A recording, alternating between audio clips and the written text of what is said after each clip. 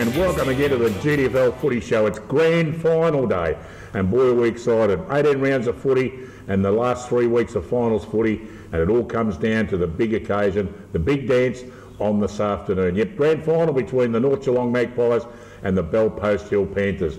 Well, of course, the Belpost Hill Panthers, well, they won their way into the grand final this week with a very convincing win over the Inverleigh Hawks, with some of their big gun goal kickers contributing to that great win. Inverleigh came back a little bit towards the end, but all too little, too late, and now the Belpost Hill Panthers have the opportunity to go up against their arch enemy, the North Geelong Magpies, this afternoon.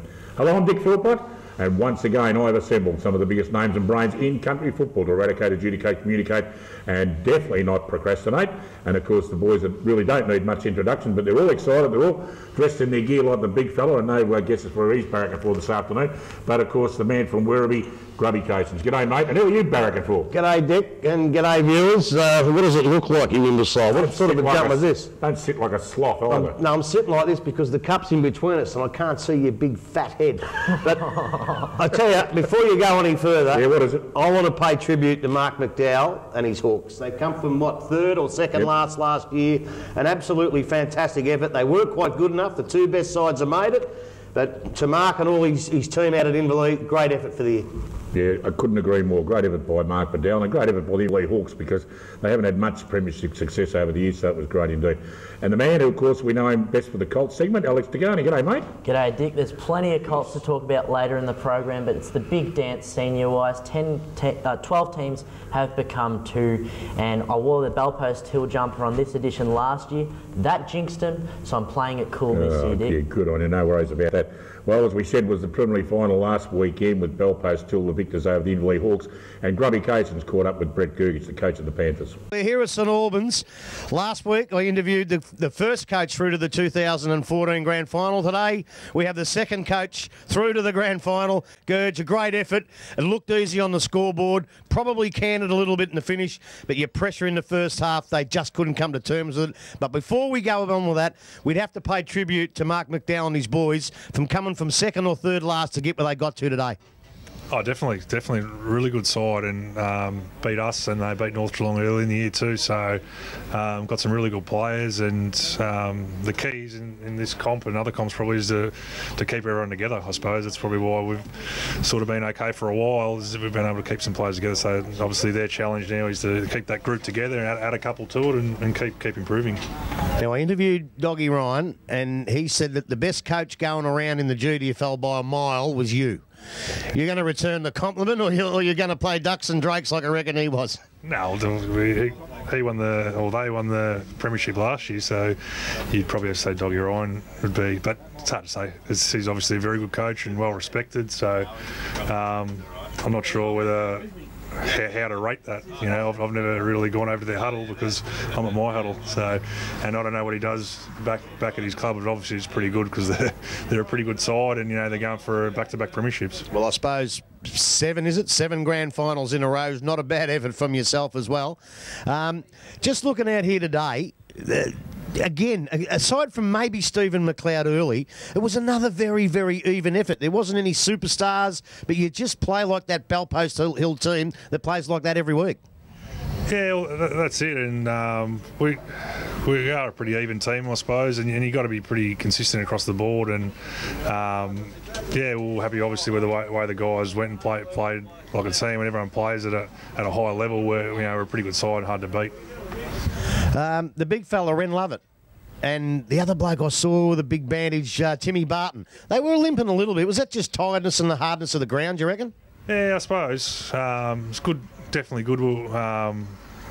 Good to get a little bit of a run in the legs this week, but obviously the risk is of getting injury and stuff like that. So we're pretty lucky that everyone got through unscathed. But obviously the guys are going to be a little bit tired after the game. It's warmer than usual day, and the ground's definitely pretty hard. The middle's rock hard, so it'd be nice to get some water in that. Hopefully before next week, it'd be hopefully. Good. Yeah. The seconds went out today. Is that going to affect you in any way? No. It'd be great for them to be there as well, I suppose, and they had a pretty disappointing finish to the game today, and unfortunately they missed out. But I suppose if you look at the positives, that they don't get to have a look at our reserves and know who's in our senior team, I suppose, next week. Okay, well, that's fair enough too. And look, a couple of weeks ago in the last round, we had the best game I've ever seen. The second semi-final was only a 15th behind that. Can we expect another cracker next week, mate? Oh, sure. Everyone's hoping that, except for probably me and Doggy. We're probably hoping one of us wins by about 10 goals, so our heart rate stays down and, you know, our stress levels are down. But, you know, obviously he hopes that they win comfortably. I hope that we win comfortably, but I think history shows it's going to be a pretty close game. Win, lose or draw, I probably won't get a chance to speak to you after the game next week. What does Brent Gergich do next year? Yeah, good question. We'll have to sit down with the club and work out what's the best for the club. I think, and if the best thing for the club is that I coach, then I'll coach. If the best thing is someone else coaches, then someone else coaches. That's fine. I've said that for the last few years, and you know, we've got a few guys that are pushing up to take over the position in the club. So it'd be pretty close for time for them to take over. I think, you know, it's my fifth year, and I think after a while you probably need to hear a new voice and go in a slightly different direction. You know, guys probably sick of me by now, so you know, I might do something else at the club or who knows. But yeah, like I said, if the club's interests are first, you know, and if I'm to coach, then that's the best interest, then I'll do it. If it's not, then I won't. Well, 5 years for 5 grand finals. You can probably ask them for a bit more of a quid, but look, as we all know, if next week's it'll be not 6 grand finals or whatever, but it's the premiership that counts, and obviously that's where Doggy lies too. There's a premiership that's a count with him, but it'll be a cracker, mate. I know you got to get to rehab. Thanks very much for a great game out of here today, and good luck and all the best for next week, and we'll see you next week. Thanks, mate. Yes, and I guess Brett Gergich is looking forward to the big challenge on this afternoon. A good interview there by Grubby as well. We're going to throw to a finals package highlight from the last couple of weeks and just have a look and see how these clubs got to where they are right now. Looking for McNamara, didn't heat him, picked up by Mann, got through the traffic, handballs off to Cations, off a step, goes back towards Nichols, into good position and puts his hand up. Could have been a little bit, maybe he was there, did have hands in the back, but Mark has been paid.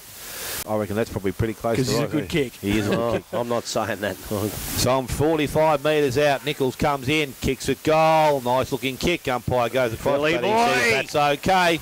It's going to be a goal, and Inverlev there first on the board. Centre wing, Muir in front. Oh, McNamara did pretty well at the back and kept his feet. Muir bears down, gets the handball away to Turner, runs back inboard, chips the ball beautifully. Ash Whitney's got it inside the centre square at centre half forward, drills the footy towards full forward. Great kick, Tari, big fella. Goes over, and 50, I think, for the push. Thank you very much.